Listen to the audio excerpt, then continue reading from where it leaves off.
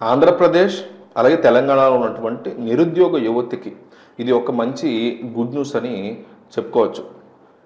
అంటే ఎలాంటి రాత పరీక్షలు లేకుండా డైరెక్ట్‌గా డాక్యుమెంట్ వెరిఫికేషన్ చేసి ఉద్యోగాలు కల్పించే విధంగా కేవలం డాక్యుమెంట్స్ చెక్ చేసి మాత్రమే జాబ్ ఇచ్చే విధంగా ప్లాన్ చేస్తున్నారు.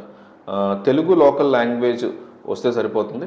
ఎటువంటి ఎక్స్‌పీరియన్స్ కూడా అవసరం లేదు దీంట్లో. అలాగే అప్లై చేయడానికి కూడా ఫీజ్ అయితే లేదు. మేల్ అండ్ ఫీమేల్ క్యాండిడేట్స్ అందరూ కూడా దీనికి అప్లై చేయొచ్చు.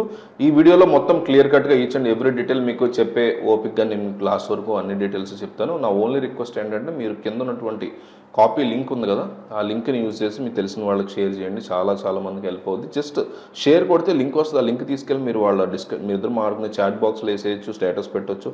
మీ ఫ్యామిలీ ఫ్రెండ్స్ గ్రూప్స్ ఉంటే అక్కడైనా వేసేయండి. ఎవరో ఒకరికి అట్లా రీచ్ అయ్యి వాళ్ళకి కూడా హెల్ప్ అయ్యి వాళ్ళ జీవితాన్ని నిలబెట్టిన వాళ్ళు అవుతారు. ఒక షేర్తో ఒక జీవితాన్ని నిలబెట్టడం అంటే పెద్ద విషయం కదా. దయచేసి షేర్ అయితే చేయండి. ఇక మనం నోటిఫికేషన్ విషయానికి వస్తే, కేంద్ర ప్రభుత్వ సంస్థ Indian institute of science education and రీసెర్చ్కి సంబంధించి కేంద్ర ప్రభుత్వ సంస్థ నుంచి ఈ నోటిఫికేషన్ రిలీజ్ చేయడం జరిగింది. ఇక్కడ మనకి అడ్వర్టైజ్మెంట్ నెంబర్ అనేది ఇచ్చారు 34/2025 అని చెప్పేసి. ఈ సంస్థ వచ్చేసి మనకి విద్యాశాఖ కాబట్టి ఎవరో కూడా దీన్ని వదులుకోవద్దు. ఈ నోటిఫికేషన్ ఇండియన్ నేషనల్స్ అయితే సరిపోతుంది. ఆంధ్రప్రదేశ్ కానీ తెలంగాణ కానీ ఇద్దరికి కూడా ఈక్వల్ ఆపర్చునిటీ అనేది ఉంటుంది. పోస్ట్ నేమ్ వచ్చేసి ప్రాజెక్ట్ అసిస్టెంట్ అని చెప్పేసి ఇచ్చారు. నేమ్ ఆఫ్ ద ప్రాజెక్ట్ వచ్చేసి కాంప్లెక్స్ నెట్వర్క్స్ అండ్ డైనమిక్స్ అని చెప్పి ప్రాజెక్ట్ ఇచ్చారు. దాంట్లో మనం వర్క్ చేస్తాం. ఫండింగ్ ఏజెన్సీ వచ్చేసి department of science and technology, government of India వాళ్ళు శాలరీస్ అనేవి మనకు ప్రొవైడ్ చేయడం జరుగుతుంది. ప్రిన్సిపల్ ఇన్వెస్టిగేటర్ నేమ్ అనేది కూడా ఇవ్వడం జరిగింది. సో ఈ నోటిఫికేషన్ ద్వారా భర్తీ చేసినటువంటి ప్రాజెక్ట్ అసిస్టెంట్ వేకెన్సీస్ సంబంధించి అప్లై చేయడానికి లాస్ట్ డేట్ వచ్చేసి 21 జూలై. ఎక్కువ టైం అయితే లేదు. ఈ వీడియో చూసిన వెంటనే మీరు అప్లికేషన్ అనేది పంపించడానికి ట్రై చేయండి. 21 జూలై ఈవినింగ్ 5 PM వరకు అయితే టైం ఉంది.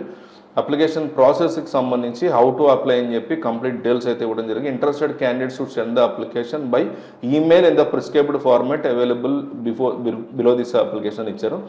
సో దాన్ని కూడా మీరు క్లియర్గా, అంటే ఒక ఫామ్ ఉంది, ఆ ఫామ్ని డౌన్లోడ్ చేసుకున్న తర్వాత కంప్లీట్గా దాన్ని ఫిల్ చేసేసి వాటిని స్కాన్ చేసి పీడిఎఫ్ ఫార్మాట్లో దాన్ని మీరు రెడీ చేసుకుని ఈమెయిల్కి అయితే పంపిస్తే సరిపోతుంది.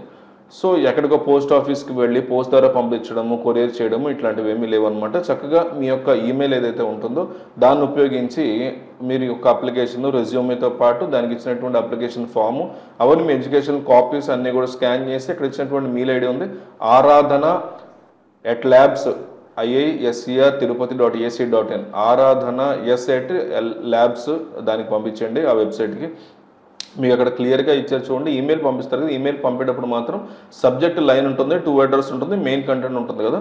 ఆ 2 అడ్రస్లో ఈ యొక్క బ్లూ కలర్ లింక్ అనేది పెడతారు. సబ్జెక్ట్ లైన్లో మాత్రం కంపల్సరీగా please mention the name of the post and the post code, అదైతే పోస్ట్ కోడ్ ఏదైతే కంపల్సరీ సబ్జెక్ట్ లైన్లో అయితే ఇవ్వాలి, మెన్షన్ చేయాల్సి ఉంటుంది. క్లియర్గా అక్కడ ఇచ్చారు. So sending only resume CV by email not be considered as complete application. Email అంటే రెజ్యూమ్ని మాత్రమే పంపించేసుకుంటే కుదరదు, అప్లికేషన్ ఫామ్ పంపించాలి. ఏదైతే వెబ్సైట్ ఆరాధన ల్యాబ్ అదంతా దాన్ని మీరు యాడ్ చేసి సబ్జెక్ట్ క్లియర్ కట్గా మీరు ఏ పోస్ట్ కోసం పోస్ట్ కోడ్ అని ఉంటుంది. Project assistant 30122 for example project assistant కోసం మీరు అప్లై చేస్తుంటే అది పెట్టాలి. అట్లాగే దాంతోపాటు రెజ్యూమే పెట్టుకోవాల్సి ఉంటుంది. కేవలం రెజ్యూమేని పెట్టేస్తే మాత్రం అది కంప్లీట్ అప్లికేషన్ కింద వాళ్ళు తీసుకోరు. ఫామ్ ఏదో ఫిల్ చేశారో ఆ ఫామ్ను కూడా మీరు ఆ వెబ్సైట్లో పెట్టాల్సి ఉంటుంది.